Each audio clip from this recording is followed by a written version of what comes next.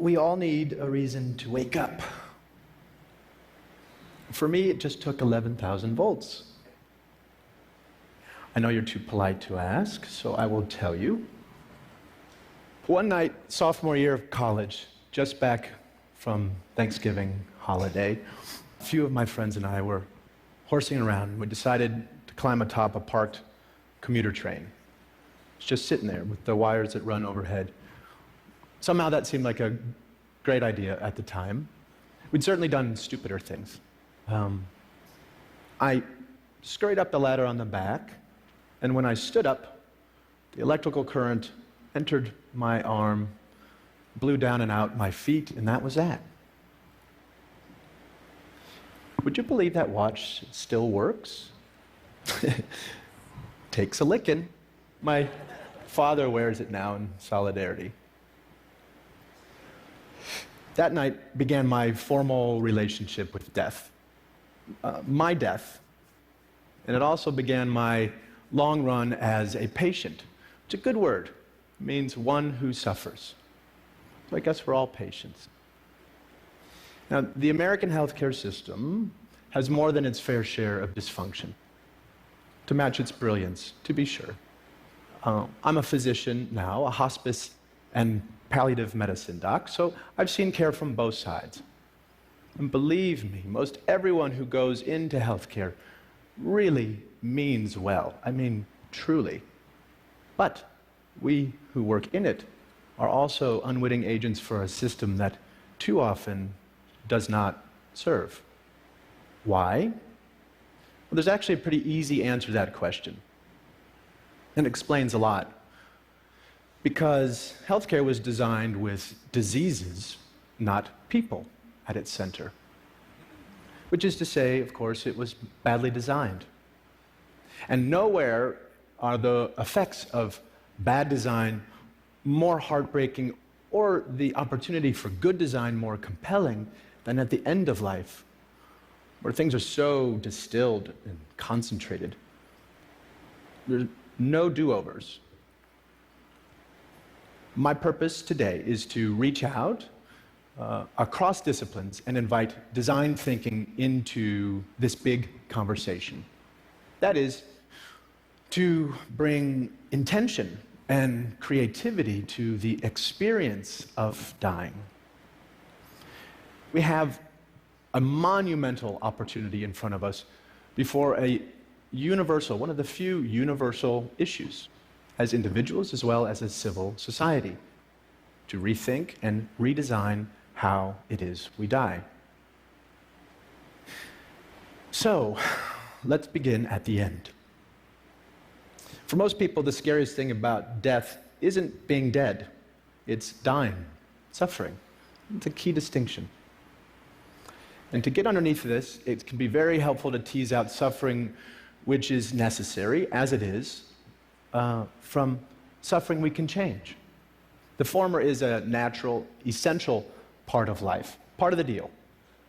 And to this we are called to make space, adjust, grow. It can be really good to realize forces larger than ourselves.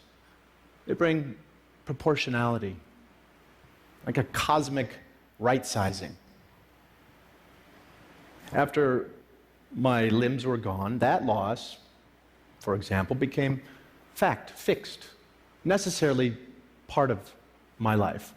And I learned I could no more reject this fact than reject myself. Took me a while, but I'd learned it eventually. Now, another great thing about necessary suffering is that it is the very thing that unites caregiver and care receiver, human beings. This, we are finally realizing, is where healing happens. Yes, compassion. Literally, as we learned yesterday, suffering together. Now, on the systems side, on the other hand, so much of the suffering is unnecessary, invented, serves no good purpose.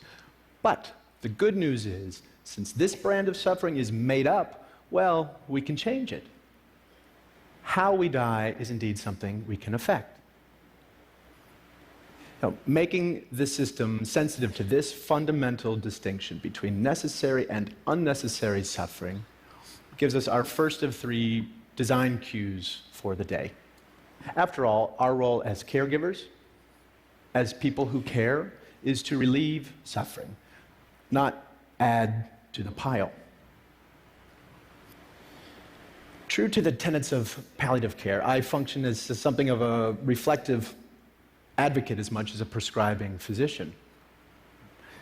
Quick aside, palliative care, very important field, but poorly understood. While it includes, it is not limited to end-of-life care. It is not limited to hospice. It's simply about comfort and living well at any stage. Okay, so please know that you don't have to be dying anytime soon to benefit from palliative care. Now, let me introduce you to Frank. He sort of makes this point. I've been seeing Frank now for years. He's living with advancing prostate cancer on top of long-standing HIV. We work on his bone pain and his fatigue, but most of the time we spend thinking out loud together about his life, really about our lives. In this way, Frank grieves. In this way, he keeps up with his losses as they roll in, so that he's ready to take in the next moment. Loss is one thing, but regret quite another. So Frank has always been an adventurer. Looks like something out of a Norman Rockwell painting, and no fan of regret. So it wasn't surprising when he came into clinic one day saying he wanted to raft down the Colorado River. Was this a good idea? With all the risks to his safety and his health, some would say no, many did, but he went for it while he still could. And it was a glorious, marvelous trip. Freezing water, blistering dry heat, scorpions, snakes, wildlife howling off the flaming walls of the Grand Canyon. All the glorious side of the world beyond our control. Now, Frank's decision, while maybe dramatic, is exactly the kind so many of us would make if we only had the support to figure out what is best for ourselves over time. So much of what we're talking about today is a shift in perspective. After my accident, when I went back to college, I changed my major to art history. Studying visual art, I figured I'd learn something about how to see. A really potent lesson for a kid who couldn't change so much of what he was seeing. Perspective, that kind of alchemy we humans get to play with, turning anguish into a flower. Flash forward, now I work at an amazing place in San Francisco called the Zen Hospice Project, where we have a little ritual that helps with this shift in perspective. When one of our residents dies, the mortuary men come, and as we're wheeling the body out through the garden, heading for the gate, we pause. Anyone who wants. Fellow residents, family, nurses, volunteers, the hearse drivers too now. Share a story or a song or silence as we sprinkle the body with flower petals. It takes a few minutes. It's a sweet, simple parting image to usher in grief with warmth rather than repugnance. Contrast that with the typical experience in the hospital setting. Much like this, floodlit room lined with tubes and beeping machines and blinking lights that don't stop even when the patient's life has. Cleaning crew swoops in, the body's whisked away. It feels as though that person had never really existed. Well-intended, of course, in the name of sterility, but hospitals tend to assault our senses. And the most we might hope for within those walls is numbness. Anesthetic. Literally the opposite of aesthetic. I revere hospitals for what they can do. I am alive because of them. But we ask too much of our hospitals. They are places for acute trauma and treatable illness. They're no place to live and die. That's not what they were designed for. Now, mind you, I'm not giving up on the notion that our institutions can become more humane. Beauty can be found anywhere. I spent a few months in a burn unit at St. Barnabas Hospital in Livingston, New Jersey, where I got really great care at every turn, including good palliative care for my pain. And one night, it began to snow outside. I remember my nurses complaining about driving through it. And there was no window in my room, but it was great to just imagine it coming down, all sticky. Next day, one of my nurses smuggled in a snowball for me. She brought it into the unit. I cannot tell you the rapture I felt holding that in my hand. And the coldness dripping onto my burning skin, the miracle of it all, the fascination as I watched it melt and turn into water. In that moment, just being any part of this planet in this universe mattered more to me than whether I lived or died. That little snowball packed all the inspiration I needed to both try to live and be okay if I did not. In a hospital, that's a stolen moment. In my work, over the years, I've known many people who were ready to go, ready to die. And not because they had found some final peace or transcendence, but because they were so repulsed by what their lives had become. In a word, cut off or ugly. There are already record numbers of us living with chronic and terminal illness and into ever older age. And we are nowhere near ready or prepared for this silver tsunami. We need an infrastructure dynamic enough to handle these seismic shifts in our population.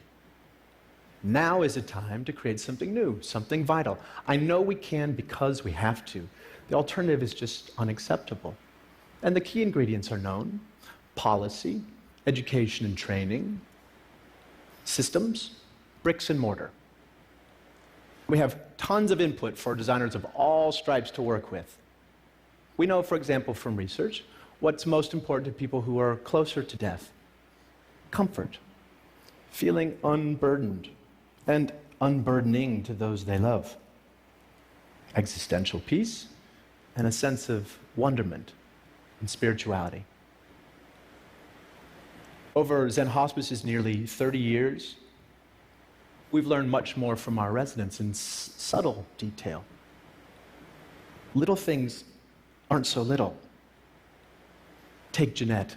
She finds it harder to breathe one day to the next due to ALS. Well, guess what? She wants to start smoking again. And French cigarettes, if you please.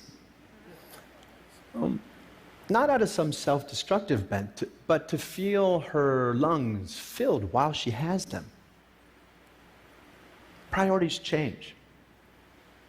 Or Kate. She just wants to know her dog Austin is lying at the foot of her bed, his cold muzzle against her dry skin. Instead of more chemotherapy coursing through her veins, she's done that. Sensuous, aesthetic gratification, where in a moment, in an instant, we are rewarded for just being. So much of it comes down to loving our time by way of the senses, by way of the body, the very thing doing the living and the dying. Probably the most poignant room in a Zen Hospice guest house is our kitchen, which is a little strange when you realize that so many of our residents can eat very little, if anything at all, but we realize we are providing sustenance on several levels: smell, the symbolic plane.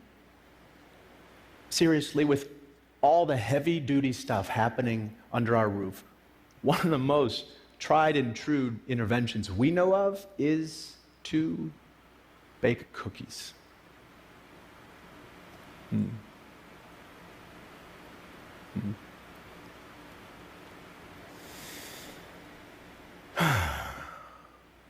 As long as we have our senses, even just one, we have at least the possibility of accessing what makes us feel human, connected.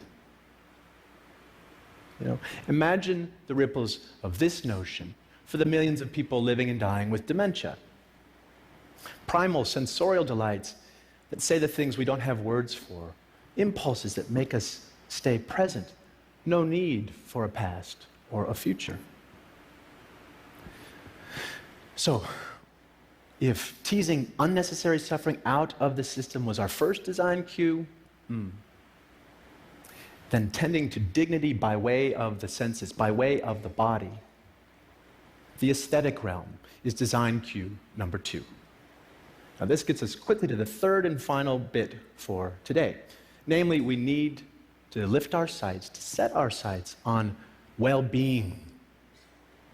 So that life can become, and health care can become about making life more wonderful rather than just less horrible. Beneficence. Here, this gets right at the distinction between a disease-centered and a patient or human-centered model of care. And here is where caring becomes a creative, generative, even playful act. Play may sound like a funny word here, but it's also one of our highest forms of adaptation. Consider every major compulsory effort it takes to be human. The need for food is birth cuisine. The need for shelter has given rise to architecture. The need for cover, fashion. And for being subjected to the clock, well, we invented music. So, since dying is a necessary part of life, what might we create with this fact? By play, I am in no way suggesting that we take a light approach to dying or that we mandate any particular way of dying. There are mountains of sorrow that cannot move, and one way or another, we will all kneel there. Rather, I am asking we make space, physical, psychic room, to allow life to play itself all the way out, so that rather than just getting out of the way, aging and dying can become a process of crescendo through to the end. We can't solve for death. I know some of you are working on this. Meanwhile, we can design towards it. Now, parts of me died early on, and that's something we can all say one way or another. And I got to redesign my life around this fact, and I tell you, it has been a liberation to realize you can always find a shock of beauty or meaning in what life you have left. Like that snowball, lasting for a perfect moment, all the while melting away. If we love such moments ferociously, then maybe we can learn to live well, not in spite of death, but because of it. Let death be what takes us, not lack of